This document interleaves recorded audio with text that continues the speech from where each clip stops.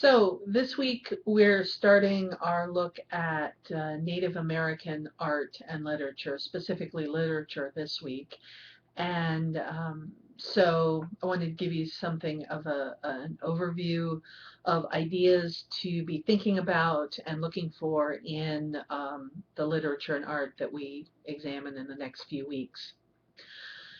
And the first thing that's important to remember for the entire class is that we have something of a tension, I guess, between the individual and the group in our discussions.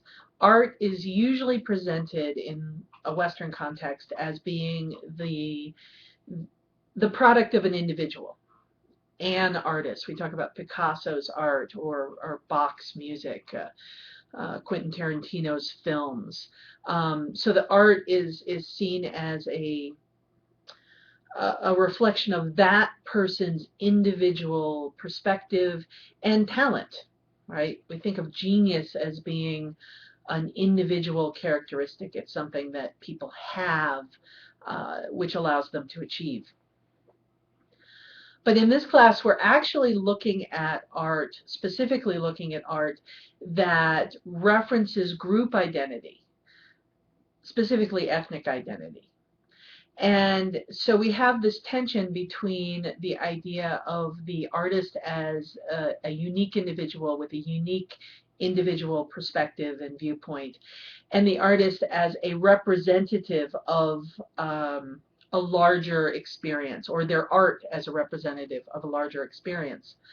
And it's important not to go too far in that direction. We should never consider anyone, artist or not, as simply a member of a group or simply as a representative of a group, because that way leads stereotyping and the denial of individuality.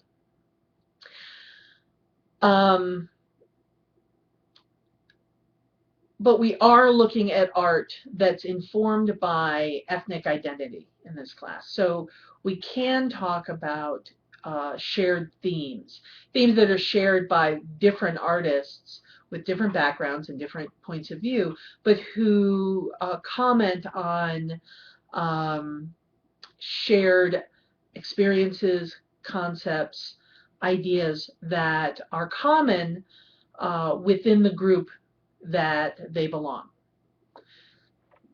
Starting this week, we're talking about Native American as an ethnic group. And this is very difficult because Native America is a concept, it's an invented concept.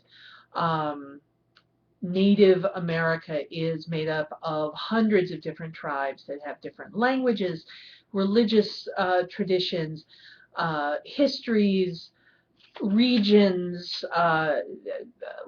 ways of life.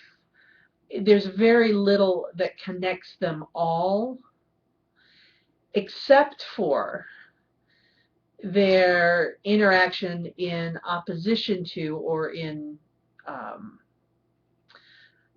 it's not necessarily conflict, but certainly in their experiences with colonization and the incursion of European Americans, Europeans, and then later European Americans throughout the continent.